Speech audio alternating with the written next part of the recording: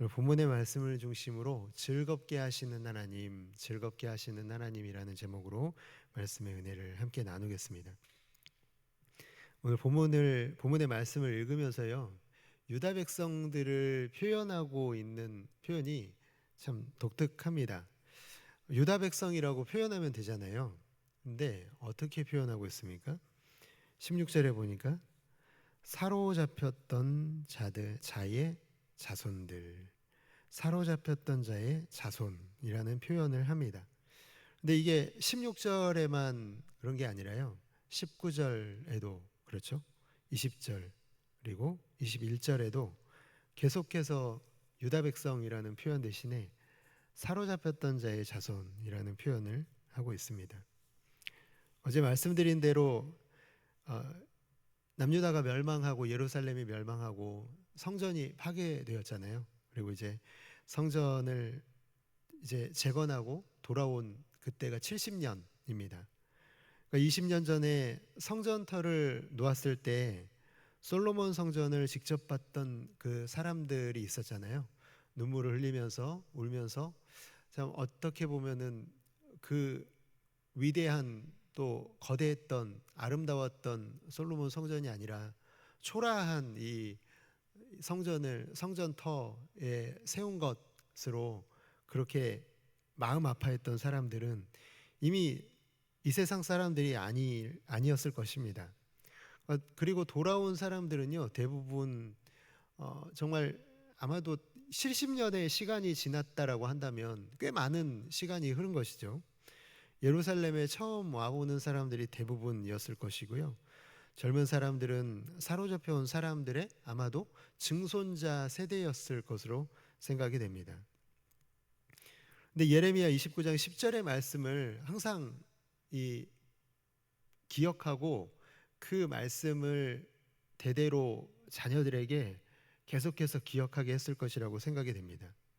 우리를 약속의 땅으로 돌아오게 하신다는 그 말씀, 선지자 예레미야를 통해서 하신 그 말씀이 우리에게 있다. 우리는 반드시 돌아갈 것이다. 그리고 그 약속이 내 생에 이루어진다면 얼마나 좋을까. 그런 마음을 가지고 계속해서 이 돌아올 것이다라는 이 말씀이 대대로 내려왔을 것입니다. 그 약속을 아버지를 통해서 들은 사람도 있을 것이고, 할아버지를 통해서 들은 사람들, 증조 할아버지를 통해서 들은 사람들도 분명히 있었을 것입니다. 그런데 여러분 생각해 보세요. 그렇게 그냥 전설 같은 이야기 아닙니까? 우리 돌아오게 할 거야. 이게 이루어진다는 보장이 아무것도 없는 거예요. 예레미야 29장 10절의 말씀은 그냥 그런 얘기가 있었어. 우리 아버지 세대에, 할아버지 세대에 그런 얘기가 있지만 뭐 이루어질 것이라는 생각은 할 수가 없어 했는데, 그게 이제 정말 이루어져서요, 돌아왔고 또 돌아왔을 뿐만 아니라 20년이 지난 지금 성전이 완성된 것, 그것을 바라보는 것 얼마나 극적이었겠습니까? 가능하지 않은 일이 가능하게 된 그 사건, 그 기적을 경험한 이스라엘 백성들은요, 정말 이렇게 느끼지 않았을까요? 와, 그래, 맞아. 할아버지가, 증조 할아버지가 얘기했던 그 하나님이 진짜 살아계시는구나. 이것을 경험하게 된 것입니다. 여러분, 이렇게 하나님이 경험되어진 사람들은요, 결코 가만히 있을 수가 없습니다. 하나님이 진짜 살아계신 하나님, 그냥 책에서만 보던 하나님이 아니라 그냥 내가 다른 사람들이 믿으니까 그래, 있나 보다 하고 믿는 게 아니라요, 그 하나님이 진짜 살아계신 하나님이라고 경험되면 가만히 있을 수가 없죠. 그 하나님이 진짜 살아계시니까요. 그래서 성전 봉헌식을 하게 됩니다. 그런데 여러분, 솔로몬 때에 드렸던 제물의 수 기억나십니까? 만 단위입니다. 만 단위. 심지어는 양은요, 10만 단위, 12만 마리를 드렸던 것을 우리는 지난 시간에 역대하에서 살펴봤죠. 그런데요, 이번 성전 봉헌식에는요, 100단위예요. 굉장히 적죠. 거의 100분의 1도 안 되는 수준으로 정말 너무 조촐한 성전 봉헌식을 합니다. 근데 하나님이 이렇게 조촐하게 드리는 성전 봉헌식을 하나님이 기뻐하지 않으셨을까요? 야, 너희들 정말 성의 없다. 이렇게 너희들에게 내가 함께 한다는 이 성전을 짓도록 해줬는데 너희가 정말 성의가 있다면 더 많은 제물로 드려야 되지 않겠냐. 기분이 안 좋으셨을까요? 여러분, 그렇지 않죠. 시편 51편 16절의 말씀을 보면은요, 이렇게 되어 있습니다. 주께서는 제사를 기뻐하지 아니하시나니 그렇지 아니하면 내가 드렸을 것이라. 주는 번제를 기뻐하지 아니하시나이다. 하나님은요, 제사 자체를 기뻐하시는 게 아닙니다. 왜입니까? 마음 없이 드리는 제사, 진심 없이 드리는 제사, 그런 예배로 인하여 하나님은 마음 상한 일들이 너무나 많았기 때문에 그래요. 이스라엘 백성들이, 패역한 이스라엘 백성들이 겉으로는, 외적으로는요, 아무런 문제 없이 하나님 앞에 제사 드렸습니다. 그러나 그들의 중심에는 하나님을 소중히 여기는 마음, 하나님을 찾고자 하는 마음, 하나님이 진짜 나의 하나님이라는 마음 자체가 없었던 거예요. 그래서 기쁨으로 드리지 못하는 그런 예배에 하나님은 질리셨기 때문에요, 제사를 기뻐하지 않으십니다. 오늘 본문에 나오는 이 성전 봉헌식은요, 비록 보잘것없는 제물밖에는 드릴 수 없을지언정 하나님이 기뻐 받으시는 제사였습니다. 하나님이 기뻐 받으시는 성전 봉헌식이었습니다. 그 증거가요, 본문 곳곳에 드러나 있는데요. 6장 16절 한번 보시면요, 여러분 그 증거가 있는데 한번 찾아보시겠습니까? 왜 하나님이 기뻐 받으셨나, 그 증거가 나타나 있는데 같이 한번 읽어볼까요? 시작. 이스라엘 자손과 제사장들과 레위 사람들과 기타 사로잡혔던 자의 자손이 즐거이 하나님의 성전 봉헌식을 행하니. 여기 여러분 눈에 띄는 단어가 있습니까? 네, 노란색으로 해놨기 때문에 보셔야죠. 제가 일부러 보시라고 노란색으로 해놨습니다. 뭐라고 되어 있습니까? 즐거이. 네, 맞습니다. 즐거이 드렸습니다. 여러분, 마음 없이 하는 거 즐겁게 행할 수 있습니까? 여러분, 우리는 즐겁다는 것은요, 내 마음이 들여지지 않으면 절대 즐거울 수가 없습니다. 억지로 하는 거요? 그게 즐거울 수 있나요? 여러분, 우리는 과거에 마음 없는 예배 드려본 적이 있잖아요. 우리가 정말 예수님을 만나기 전에 수도 없이 마음 없는 예배 드려보지 않았습니까? 예, 저도 그랬습니다. 예수님을 만나기 전에, 예수님이 내 인생의 구주가 되시기 전에 저는 정말 그때 너무너무 답답했어요.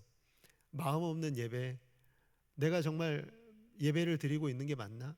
내가 정말 이렇게 예배 드리는 게 맞나? 이런 고민을 했던 적이 한두 번이 아닙니다. 아니, 그런 고민조차도 하지 않았던 때도 있습니다. 그런 고민하는 건 적어도 그래도 마음이 있다는 건데, 그런 고민조차도 하지 않고 그냥 형식적으로 마음 없이 예배를 드렸던 때가 있습니다. 그런데 하나님을 만나고 나니까, 예수 그리스도를 내 인생의 구주로 영접하고 나니까 마음이 드려지는 예배는 정말 다르더라고요. 하나님이 베풀어 주신 그 감사를 느끼며 드리는 예배는요, 너무 다릅니다. 너무 다르죠. 그 예배는 정말 즐겁게 드릴 수 있는 예배라는 것을 모두들 경험으로 아실 것입니다. 성전 봉헌식은 아주 조촐했지만 즐거이 드리는 그 예배를 하나님 기뻐 받으십니다. 하나님의 살아계심을 직접 경험한 사람들이 드리는 그 살아있는 예배를 하나님께서 기뻐 받으셨다라는 것입니다.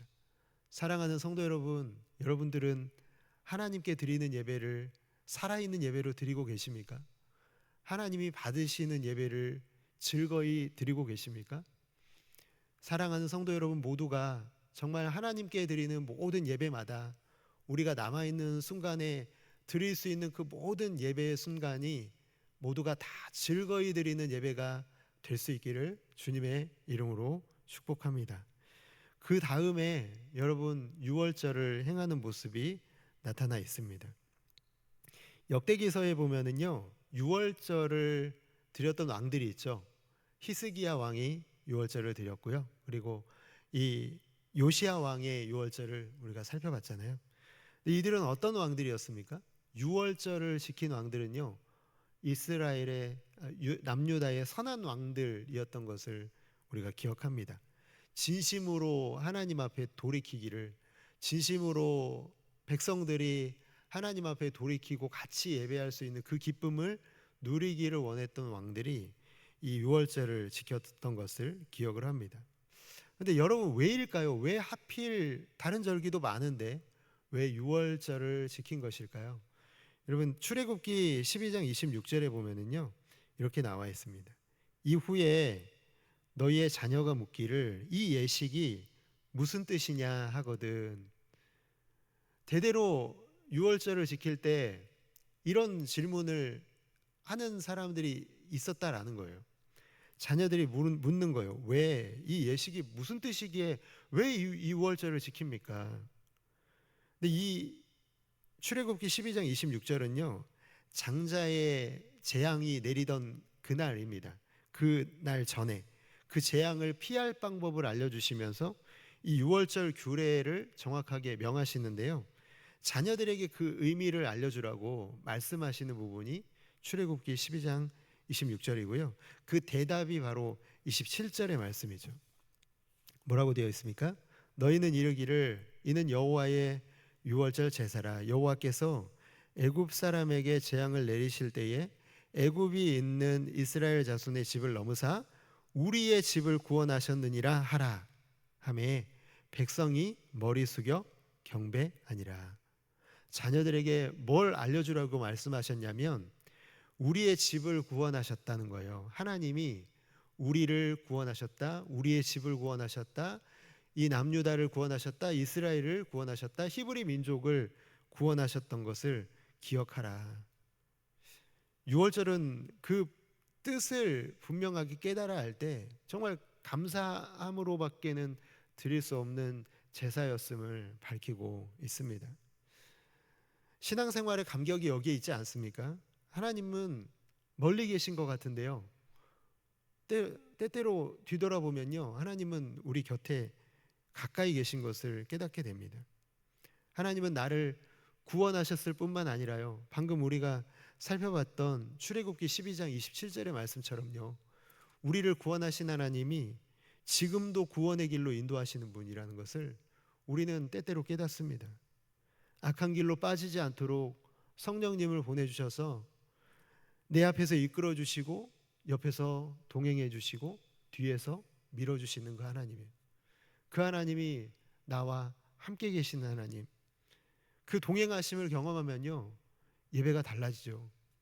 예배가 정말 놀랍게 달라지는 예배, 그리고 즐거이 드릴 수 있는 예배가 회복되는 은혜가 나타납니다.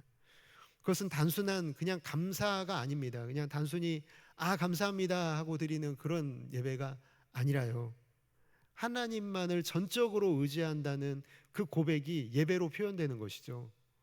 정말 그 감사가 내 삶에서 진정으로 느꼈던 그 감사를 하나님 앞에 예배로 표현하는 것이 살아있는 예배입니다. 정말 말씀을 읽으면서 감격스러운 구절 고백을 발견했는데요, 21절의 말씀 같이 한번 읽어볼까요? 시작. 사로잡혔다가 돌아온 이스라엘 자손과 자기 땅에 사는 이방 사람의 더러운 것으로부터 스스로를 구별한 모든 이스라엘 사람들에게 속하여 이스라엘의 하나님 여호와를 찾는 자들이 다 먹고. 사로잡혔던 자의 자손들 외에도 성전 봉헌식에 참석한 사람들이 있었다는 거예요. 그 사람들은 어떤 사람들이냐면 그 땅에 그냥 살았던 이스라엘 백성들, 그런데 그 땅에 이 가나안의 악한 우상의 문화에 물들었던 사람들, 그 사람들이요, 한때 그랬지만 이방 사람들의 그 문화와 관습을 다 버리고 그들을 스스로를 구별하고 하나님께 돌아온 사람들이 있었다는 거예요. 구별되죠. 사로잡혔던 자의 자손들이 아니라 이 땅에 남아있던 이스라엘 백성들. 그런데 여호와 신앙, 하나님을 향한 믿음은 다 사라져버리고 이방에 물들어 있다가요, 스스로 돌이켜 돌아온 사람들. 근데 하나님께서 그들을 뭐라고 불러주시냐면 이게 너무 감격적이더라고요. 하나님 여호와를 찾는 자들. 이스라엘의 하나님 여호와를 찾는 자들이라고 하나님 불러주십니다. 정말 감격스러운 이름이죠. 이제는 과거에 사로잡혔던 자의 자손의 부끄러움이 아니라 과거에 더러운 이방의 문화에 물들었던 자들의 부끄러움이 아니라 그들은 모두 지금 이 유월절 잔치에 어떤 자들로 참석하고 있냐면 하나님 여호와를 찾는 자들로 참석하고 있음을, 그들에게 하나님이 잔치를 베풀어 주셨음을 보게 됩니다. 기쁨으로 유월절 식사를 함께 먹고 마시는 기쁨의 잔치, 그래서 정말 즐거울 수가 있는 것이죠. 22절은 그 기쁨의 현장을 이렇게 말씀하고 있습니다. 즐거움으로 이랫동안 무교절을 지켰으니 이는 여호와께서 그들을 즐겁게 하시고 또 아수르 왕의 마음을 그들에게로 돌려 이스라엘의 하나님이신 하나님 성전 건축하는 손을 힘있게 하도록 하셨음이더라. 유월절 잔치, 이 무교절 절기를 기쁨으로 즐길 수 있는 이유는 단 하나입니다. 그냥 우리 안에서 넘쳐나는 즐거움이 아니죠. 우리가 스스로 찾는 즐거움이 아니라요, 하나님이 하신 일들에 대한 기쁨이 우리의 즐거움입니다. 우리가 그 잔치를 참석할 때 기뻐할 수 있는 이유는 하나님이 그들을 즐겁게 하셨기 때문이다. 그래서 분명히 말씀하고 있습니다. 고레스 왕을 통하여 다시 돌아오게 하신 하나님, 바사 왕의 마음을 돌이켜서 하나님 성전 건축하는 손을 힘있게 하신 하나님, 그 모든 일들로 인하여 감사가 넘치고 있는 것이고요, 그것은 하나님이 그들을 즐겁게 하셨음을 우리에게 말씀하고 있습니다. 사랑하는 성도 여러분, 우리도 과거에 부끄러운 이름으로 불린 적이 있지 않습니까? 우리의 과거의 이름은 무엇이냐면요, 죄인입니다. 죄인이라는 이름으로 불리지 않았습니까? 그러나 여러분, 그 이름은 이제 과거가 된 줄을 믿습니다. 이제 우리의 이름은요, 오늘 이 잔치에 참여한 사람들을 불러주셨던 그 이름과 같습니다. 여호와를 찾는 자들입니다. 여호와를 찾는 자들이 되시기를 주님의 이름으로 축복합니다. 여호와를 찾는 자로 예배하고 있습니다. 우리는 여호와를 찾는 자들로 이름이 바뀐 우리를 위하여 하나님께서 유월절 양을 잡으시고 잔치를 배설하십니다. 우리는 때때로 하나님을 기쁘시게 해야 한다는 강박관념에 시달리고 있는 것 같습니다. 어떻게 하면 하나님을 기쁘시게 할까? 그런데 물론 우리는 하나님을 기쁘시게 해야 되는 사람들이지만 그것만큼이나 더 중요한 것이 있는데, 그것은 무엇이냐면 하나님을 즐거워하는 것입니다. 우리를 위하여 모든 일을 행하시고 우리를 위하여 지금도 일하고 계시는 하나님을 그 잔치에 초대되어서 그냥 그 잔치를 기뻐하고 즐거워하고 참석해서 즐거워하는 것만으로도 하나님은 우리를 통해 영광을 받으시는 줄을 믿습니다. 낮고 천한 우리를 위하여 아들의 보혈을 흘려주신 하나님, 그 하나님을 마음 깊이 받아들이고 기뻐하고 즐거워하고 감사하는 것, 그것이 하나님이 배설하신 잔치를 온전히 즐기는 유일한 방법입니다. 어린 양을 잡았다는 것은요, 예수 그리스도, 우리의 어린 양 되신 예수 그리스도의 피를 흘려주시는 것을 의미합니다. 우리가 그렇게 구원받았잖아요. 그 은혜가 우리 안에 있지 않습니까? 바라기는 오늘 하루 온종일, 아니 우리의 남은 인생 평생에 걸쳐서 하나님을 찾는 자들이 되어 잔치를 배설하신 하나님을 마음껏 기뻐하고 즐거워하는 성도 여러분들이 다 되시기를 주님의 이름으로 축복합니다.